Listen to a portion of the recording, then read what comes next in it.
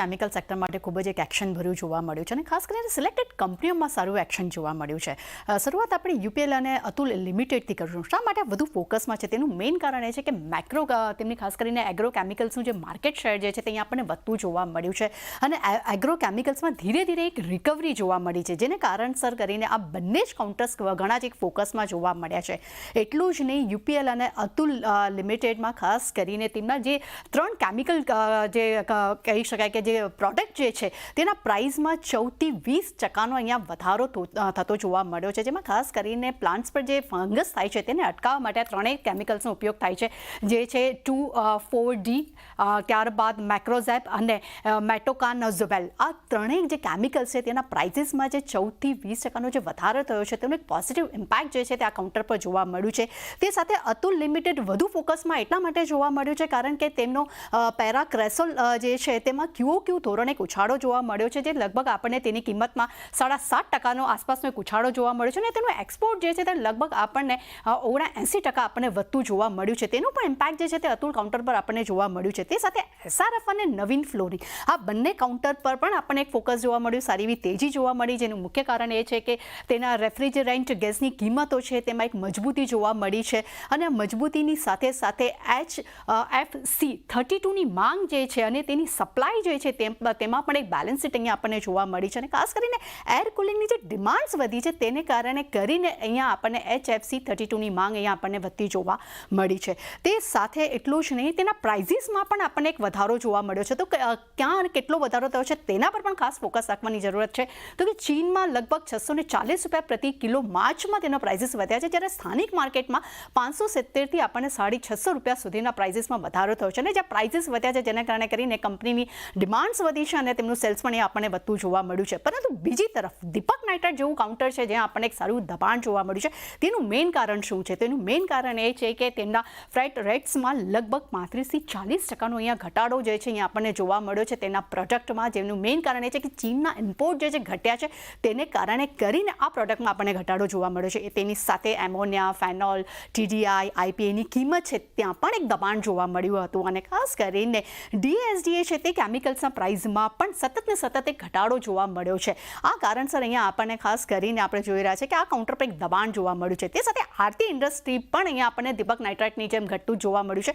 તેનું મેઇન કારણ એ છે કે મેટાફિનેલિન જે પ્રોડક્ટ છે તેના પ્રાઇસીસમાં QOQ ધોરણે 14% ઘટાડો આવ્યો છે, તેને કારણે કરીને આ કાઉન્ટરમાં એક દબાણ જોવા મળ્યું છે. પરંતુ બ્રોકરેજ રિપોર્ટ શું આવ્યા છે તેના પર ફોકસ કરીએ તો જેમ ફાઇનાન્શિયલે 3 કાઉન્ટર્સ માટે બાય રેટિંગ આપ્યા છે, જેમાં તેમને SRF, દીપક નાઇટ્રાઇટ અને અમી ઓર્ગેનિક્સનો સમાવેશ કર્યો છે. SRF માટે તેમને ટાર્ગેટ 3115 રાખ્યા છે, દીપક નાઇટ્રાઇટ્સ માટે 2305 પ્રતિ શેર રાખ્યા છે અને અમી ઓર્ગેનિક્સ માટે તેમને 2605 પ્રતિ શેરના તેમને ટાર્ગેટ્સ પણ આપ્યા છે. પરંતુ ઓવરઓલ આ સપ્તાહ કેમિકલ સેક્ટર્સ માટે ખૂબ જ ઉતાર ચઢાવ ભર્યું જોવા મળ્યું છે અને સિલેક્ટેડ કંપનીઓમાં આપણને સારા એવા ઉછાળા પણ અહીંયા જોવા મળ્યા છે.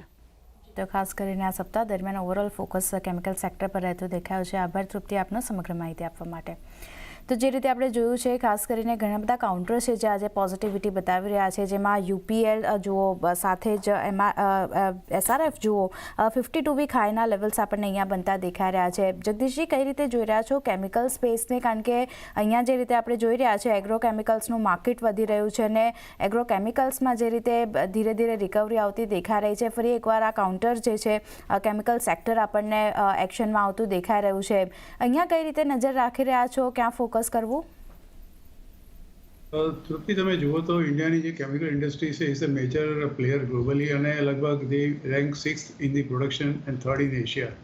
એટલે લગભગ આપણા ઇન્ડિયાના GDPના 7% જેટલો આ કેમિકલ ઇન્ડસ્ટ્રીઝ કોન્ટ્રીબ્યુટ કરે છે, એમ્પ્લોઈંગ મિલિયન્સ ઓફ પીપલ અને with a focus both on the basic and speciality chemicals.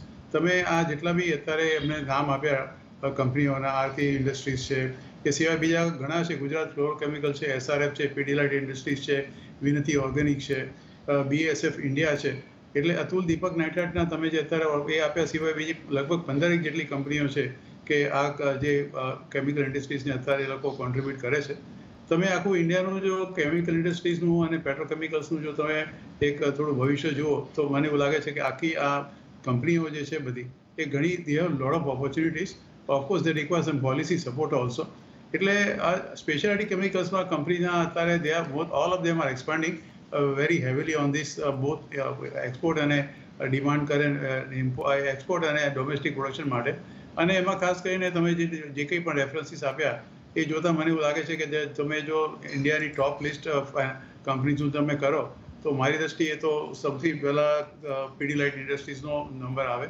એ પછી સોલાર ઇન્ડસ્ટ્રીઝ છે, SRF છે, ગુજરાત ફ્લોરોકેમિકલ્સ છે, ઘણી બધી કંપનીઓ છે કે જેની અંદર કરે છે. Deepak nitrite of course is there. Himadri chemical also is one of the major players. Tata chemical is also there. Atul of course અત્યારે એમણે જે વાત કરી એ પ્રમાણે એ છે. વિનતી ઓર્ગેનિક્સ છે, આર્ટિસ છે, અમી ઓર્ગેનિક્સ છે, ઘણી બધી છે. એટલે આજે ટોપ 15 કંપનીઝ છે. મને એવું લાગે છે કે they contribute major strength to the GDP. એટલે જે કંઈ બી વધઘટ આ પર્ટિક્યુલર સેક્ટરમાં આવે છે એની ડાયરેક્ટ ઇફેક્ટ આપણી ઇકોનોમી પર પડે છે. પણ of course you have to be very selective so far as the stocks are concern. અત્યારે તમે જો કદાચ અમી ઓર્ગેનિકની વાત કરો તો 2403 રૂપિયાની આસપાસ એનો ભાવ છે. ઓલ ટાઈમ હાઈ લગભગ 2644 હતો.